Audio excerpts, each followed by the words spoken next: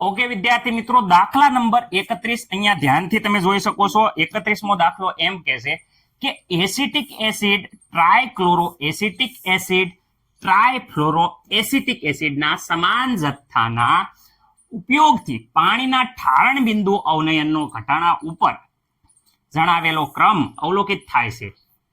આ પ્રમાણે ક્રમ છે એ અવલોકિત થાય છે.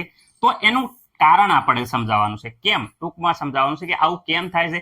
કે સૌ પ્રથમ એસિટિક એસિડ, પછી ટ્રાયક્લોરો એસિટિક એસિડ અને ટ્રાયફ્લોરો એસિટિક એસિડ છે એનો સૌથી વધારે વિદ્યાર્થી મિત્રો છે એ ઠારણ બિંદુ અવનયનમાં ઘટાડો જોવા મળે છે. એવું કેમ થાય છે એનું વિદ્યાર્થી મિત્રો આપણે કારણ જણાવવાનું છે. કારણ કે વિદ્યાર્થી મિત્રો હવે અહીંયા જોઈ શકો છો એસિટિક એસિડ છે HCl3COOH. આ એસિટિક એસિડ છે, આમાં હાઇડ્રોજન છે 3.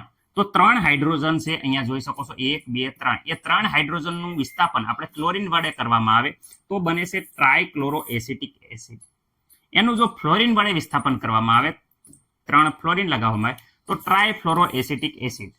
રેડી? તો અહીંયા વિદ્યાર્થી મિત્રો ફ્લોરિન એ સૌથી વધુ વિદ્યુત ઋણ તત્વ છે, એના પછી ક્લોરીન આવે છે, એના પછી વિદ્યાર્થી મિત્રો વિદ્યુત ઋણતાના ક્રમમાં વિદ્યાર્થી મિત્રો તમને ખબર છે ફ્લોરિન, પછી ક્લોરીન અને પછી વિદ્યાર્થી મિત્રો હાઇડ્રોજન આવે છે. તો આ સૌથી વધુ વિદ્યુત ઋણતા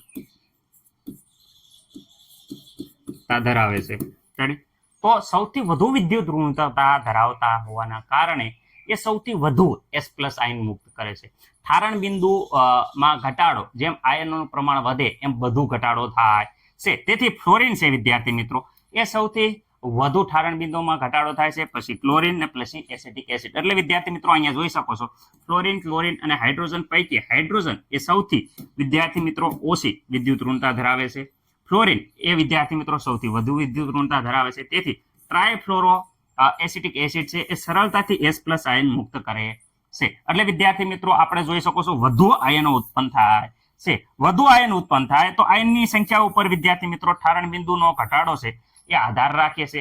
તેથી વિદ્યાર્થી મિત્રો સૌથી વધારે અહીંયા જોઈ શકો છો સૌથી વધારે ટ્રાયફ્લોરો એસિટિક એસિડ ઠારણ બિંદુમાં ઘટાડો, પછી વિદ્યાર્થી મિત્રો ટ્રાયક્લોરો એસિટિક એસિડમાં અને સૌથી ઓછો વિદ્યાર્થી મિત્રો એસિટિક એસિડમાં ઠારણ બિંદુમાં ઘટાડો જોવા મળે છે. તમે જોઈ શકો છો ક્રમ સાથે સંપૂર્ણ થિયરી આપેલી છે.